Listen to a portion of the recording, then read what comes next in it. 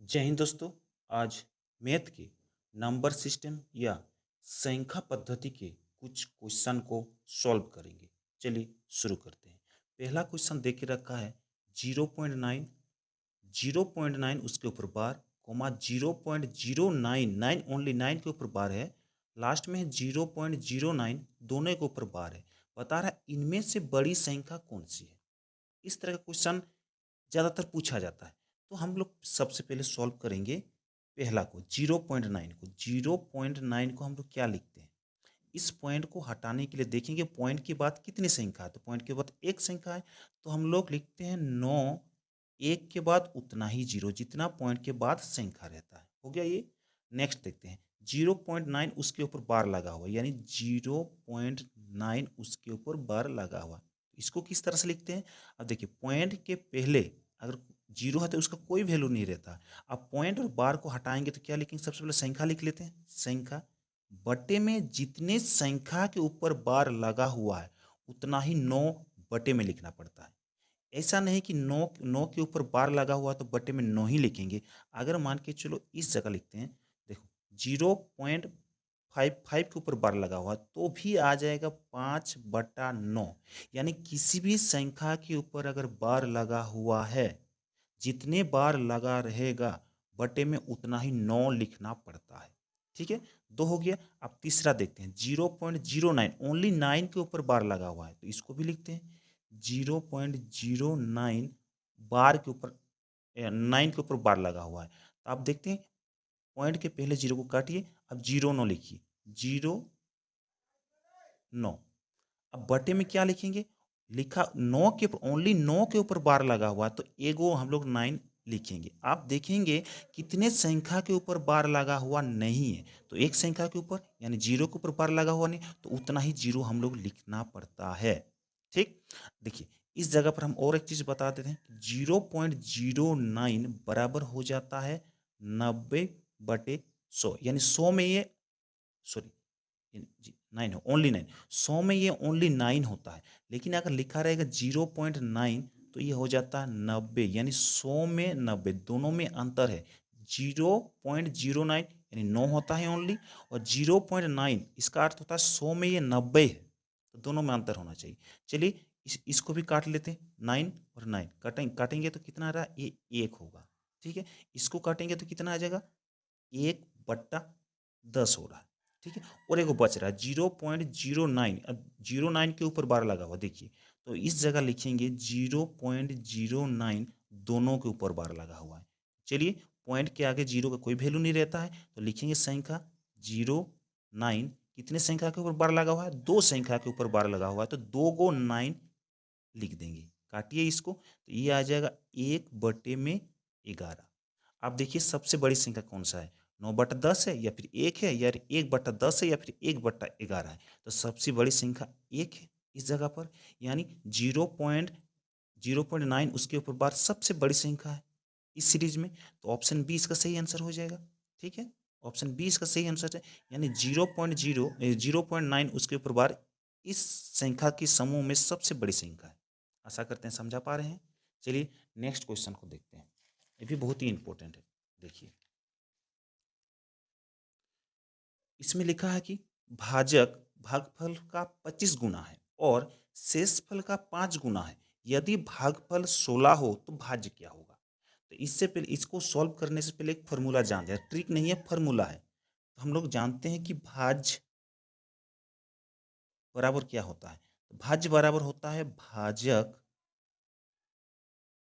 गुना भागफल प्लस शेषफल होता है। ये फार्मूला है, फार्मूला।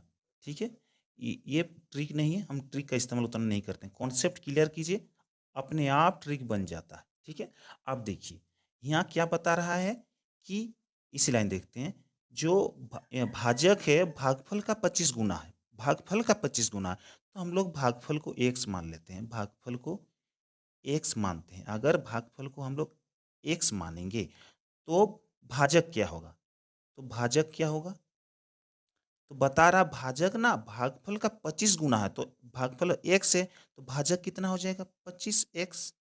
ठीक, अब नीचे दिया गया है देखिए, अगर भागफल 16 हो यानी x के जगह पर 16 हो जाता है तो भाजक कितना होगा?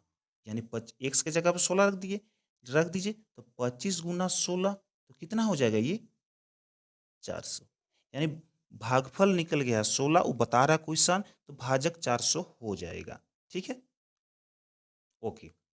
आप देखिए बता रहा है तो शेषफल कितना हो, तो हम लोग लिखेंगे शेषफल। शेषफल बता रहा है कि भाजक का 5 गुना बराबर है, यानी 5 गुना के बराबर, यानी भाजक जो है, सॉरी, भाजक जो है शेषफल का 5 गुना है, के बराबर है। तो हम लोग के पास भाजक का मान पता है 400 है, तो इस जगह पर हम सॉल्व करेंगे शेषफल इंटू 5, भाजक का मान कितना निकाले हैं 400, तो 400 लिख देंगे। ठीक है, अब लिखेंगे शेषफल बराबर कितना होगा, शेषफल बराबर हो जाएगा 400 बटे में 5 काटेंगे तो ये आ जाएगा 80। ठीक है, हम लोग के पास भागफल निकल गया 16, भाजक निकल गया 400, शेषफल निकल गया 80। बहुत सारे बच्चे में कन्फ्यूज ये भी रहता है कि सर भाजक और भागफल में अंतर क्या होता है। यहाँ तो भागफल और शेषफल तो जानते हैं, लेकिन भाज्य और भाजक में क्या अंतर होता है, सॉरी भागफल तो सभी जानते हैं, यानी भाज्य और भाजक में क्या अंतर होता है, तो चलिए एक उदाहरण के साथ समझते हैं। चलिए लिखते हैं भाजक, भाज, ये हो जाता है भागफल, जो बचता था, जो शेष बचता है उसको हम लोग बोलते हैं शेषफल। यही संबंध है, यानी जो डिवाइडेड हो रहा है उसको हम लोग भाज्य बोलते हैं, और जिसके द्वारा हो रहा है उसको भाजक बोला जाता है। ठीक है, एक और हल्का सा उदाहरण देते हैं। अगर 6 को 13 को और 6 से भगा दे देंगे तो 2 आएगा, यानी शेषफल, यानी 6 इस जगह हो जाता है भाजक, 13 भाज, 2 हो जाएगा भागफल और 1 हो जाएगा शेषफल।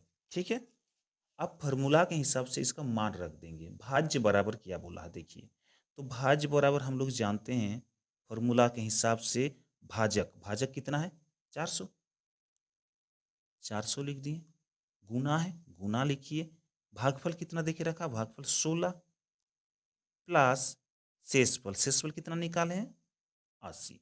चलिए गुना कर दीजिए तो ये हो जाएगा 6400 प्लस 80 बराबर कितना हो जाएगा 6480 हो जाएगा। तो इस क्वेश्चन का जो सही आंसर ऑप्शन बी 6480। ठीक, चलिए आगे बढ़ते हैं, नेक्स्ट क्वेश्चन को देखते हैं। देखिए नेक्स्ट क्वेश्चन क्या बता रहा है, बता रहा है किसी भी संख्या को 6 से विभाजित करने पर शेषफल 3 आता है, ओनली 3 आता है। उसी संख्या के वर्ग को 6 से अगर विभाजित करने पर शेषफल कितना आएगा। चलिए उदाहरण के साथ ही समझते हैं। तो लिखेंगे हम लोग यहाँ 9, 9 को अगर 6 से भागा दे देंगे ना तो कितना आएगा शेषफल, 3 आ रहा है। आप क्वेश्चन के हिसाब से बता रहे हैं कि उसी संख्या के वर्ग, यानी 9 के वर्ग यानी 81, 81 होता है, 81 को अगर 6 से भागा दिया जाए तो शेषफल कितना होगा। तो चलिए 81 को 6 से भागा दे देते हैं, तो एक बार में ये कट रहा है, 2 21 हो रहा है, 3 देंगे ये हो जाएगा 18, शेषफल 3 ही आ रहा है।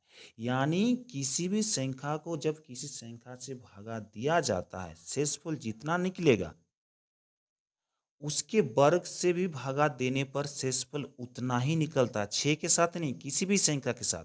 चलिए एक उदाहरण और ले लेते हैं, मान के चलिए यहाँ 15 ले लेते हैं। 15 को अगर 6 से भागा देंगे तो ये 2 बार में जा रहा है 12, तो शेषफल 3 आ रहा है। ठीक है, इसका वर्ग यानी 15 का वर्ग कितना होता है 225, 225 को अगर 6 से भागा दीजिएगा तो भी भागफल 3 ही आएगा। ठीक है, चलिए देखते हैं ट्राई करके, 3 छुक 18 होता है, 4 45, 7 से देंगे तो 43 होगा, शेषफल 3 आ रहा है। ठीक है, आशा करते समझा पा रहे। तो याद रखिए जब किसी संख्या को 6 से नहीं, किसी भी संख्या को किसी संख्या से भी नहीं, देखिए यहाँ 6 को अगर 9 से भाग यानी 9 को अगर 6 से भगा दीजिएगा तो शेषफल अगर 3 रहेगा, तो 9 के वर्ग को भी 6 से भगा देने सर से शेषफल 3 ही आएगा। आया समझ में। चलिए तो ऑप्शन डी इसका सही आंसर हो जाएगा। ठीक है, आशा करते हैं ठीक से समझा पा रहे हैं। चलिए मिलते हैं नेक्स्ट वीडियो में, तब तक आप लोग चैनल को सब्सक्राइब जरूर कर दीजिएगा। धन्यवाद।